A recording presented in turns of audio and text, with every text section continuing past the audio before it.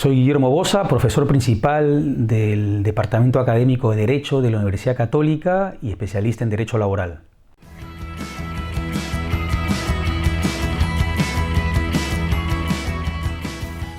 Las condiciones de trabajo de los trabajadores y trabajadoras que realizan actividades en este tipo de empresas de comida rápido normalmente son contratadas en lo que se conoce como el régimen de part-time, es decir, es un régimen de tiempo de trabajo reducido.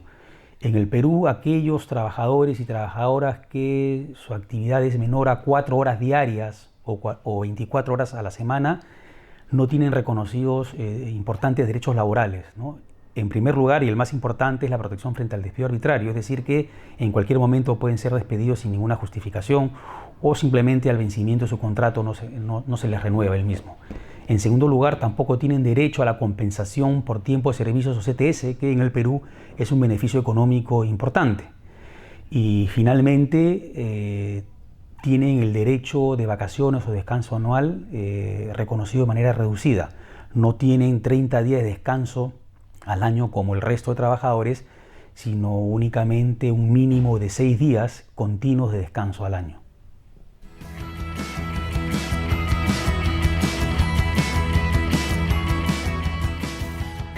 Bueno, tienen que tener en cuenta claramente cuáles son los derechos que tienen y cuáles no. Ya he señalado hace un momento 3 importantes derechos o que no tienen o lo tienen de forma reducida.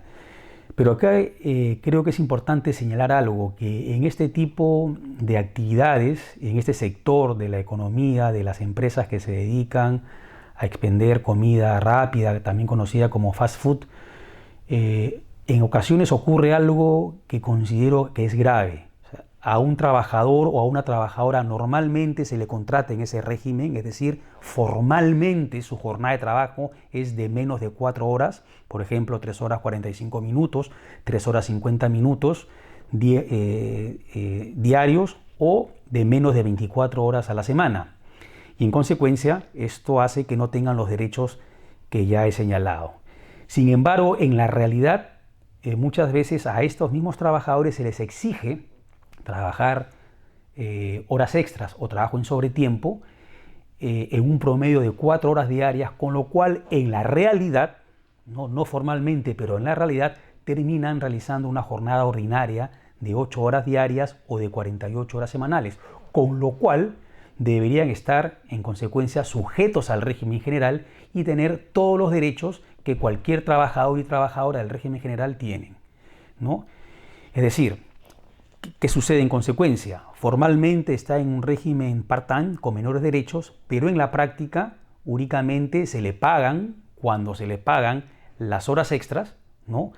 En un claro supuesto de farado de la ley, porque si la realidad nos dice que esos trabajadores tienen un régimen de part-time, en consecuencia, las horas extras deberían ser realmente excepcionales y cuando dejen de serlos, pasar a reconocérseles dentro del régimen general con todos los derechos que este régimen les reconoce. Es decir, por ejemplo, protección frente al despido arbitrario, por ejemplo, CTS, por ejemplo, 30 días de vacaciones, además de los otros derechos laborales que la legislación laboral les reconoce a los trabajadores y a las trabajadoras en nuestro país.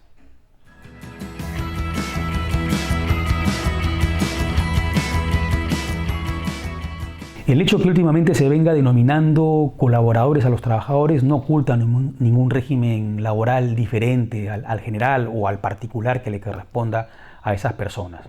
Yo creo que hay que llamar las cosas por su nombre. Digamos, aquí podríamos decir incluso aplicar el principio de primacía de la realidad. Las cosas son lo que son y no lo que las partes digan, ¿no? O lo que quieran decir o denominar de una manera determinada. Son trabajadores, ¿no? Porque prestan un servicio por cuenta ajena y de manera subordinada para un tercero, ¿no? Y la propia normativa laboral, desde la propia Constitución, establece claramente que la denominación es de trabajador. Y en consecuencia, como tal, ¿no? Independientemente que se les llame así o colaboradores, tienen los mismos derechos que cualquier trabajador, ¿no? Dependiendo del régimen en el cual se desempeñen.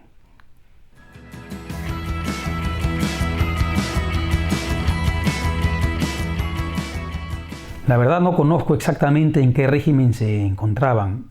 Aquí se han dicho muchas cosas. Lo cierto es que todavía se están realizando las investigaciones correspondientes por parte de la SUNAFIL.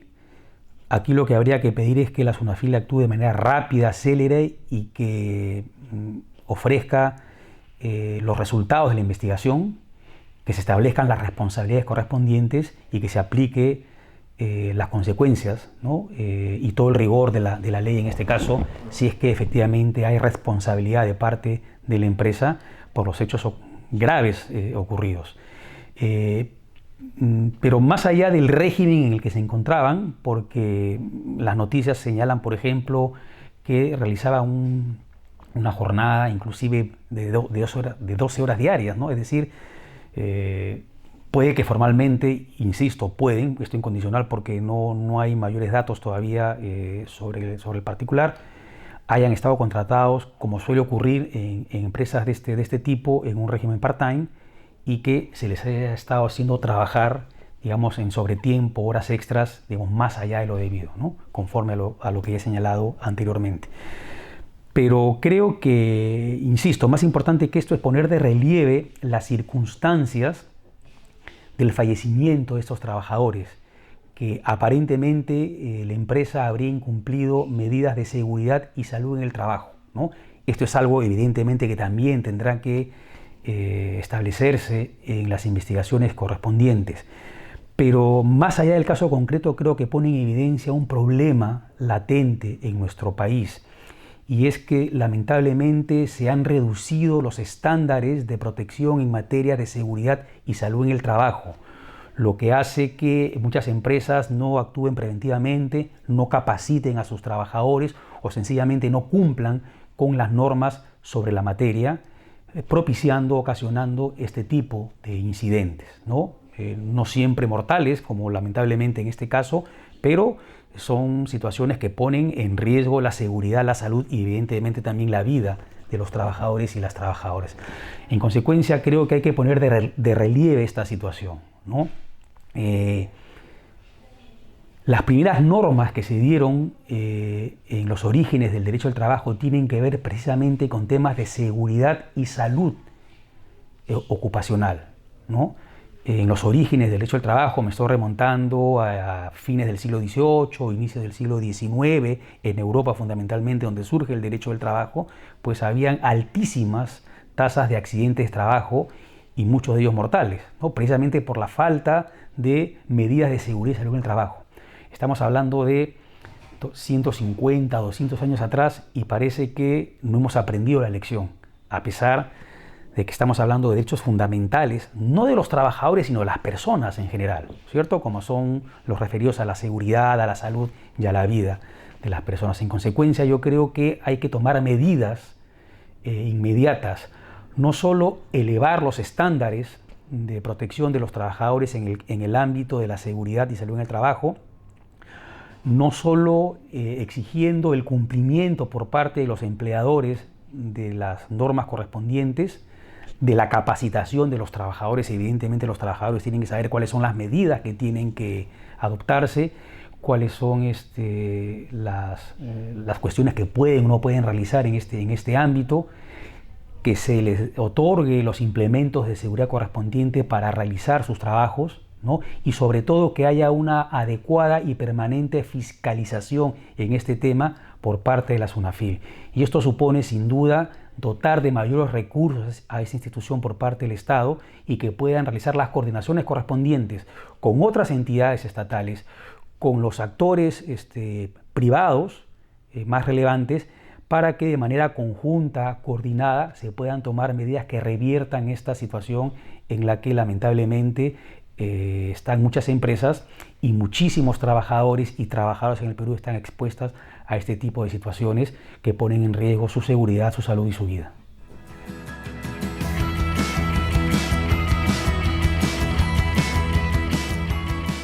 El rol de la SUNAFIL es fundamental. La SUNAFIL cumple una función necesariamente de carácter fiscalizador del cumplimiento de las obligaciones de los empleadores y del cumplimiento evidentemente y consecuentemente, de los derechos reconocidos a los trabajadores y a las trabajadoras. No obstante, creo que la SUNAFIL no cuenta actualmente con los medios suficientes para realizar en general labores de fiscalización y en particular las relativas a temas de seguridad y salud en el trabajo. Y no porque el Estado no haya hecho un esfuerzo importante en los últimos años en dotar de mayores recursos a la SUNAFIL. Lo que pasa es que la deficiencia de la que partíamos era tal que estos esfuerzos siguen siendo insuficientes, por lo cual creo que hay que hacer esfuerzos adicionales y permanentes para que una institución central en el cumplimiento de la legislación laboral como la SUNAFIL cuente con el número suficiente de inspectores debidamente capacitados y sobre todo y en particular en un tema tan sensible como es el de la seguridad y salud en el trabajo. Esto pasa en consecuencia porque el Ministerio de Economía dé las partidas suficientes para conseguir esta finalidad que estoy señalando.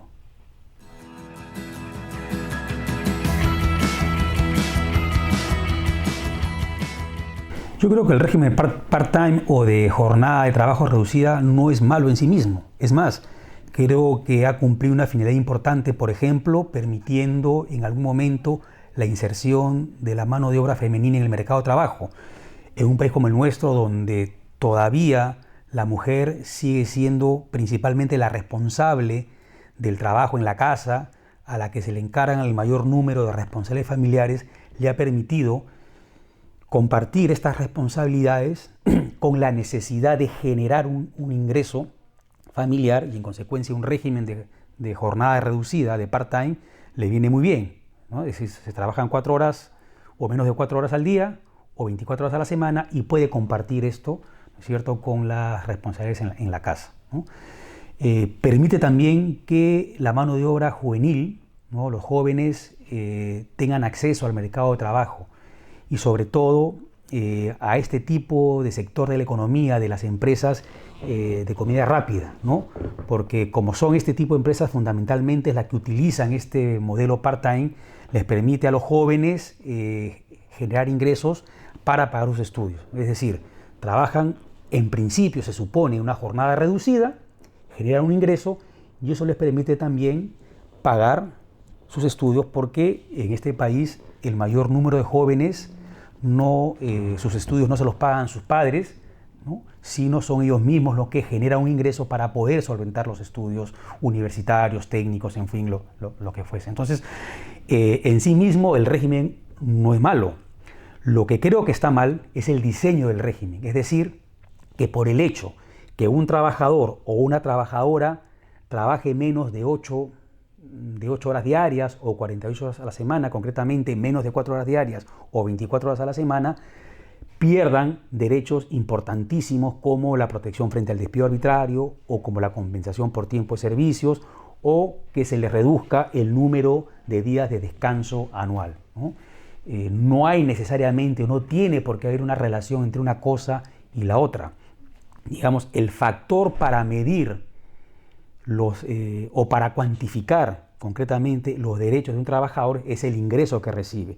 Si un trabajador part-time evidentemente tiene una reducción menor a la de un trabajador que realiza una jornada completa, esa es la base de cálculo para sus derechos, pero para todos, para las ETS, para las vacaciones, y no hay ninguna relación entre que un trabajador realice una jornada reducida y que no tenga una protección frente al despido arbitrario, ¿no? En consecuencia, es cómo se ha regulado el régimen, cómo se ha distorsionado los derechos de los trabajadores de este régimen, lo que está en cuestión, lo que es discutible, pero no el régimen en sí mismo.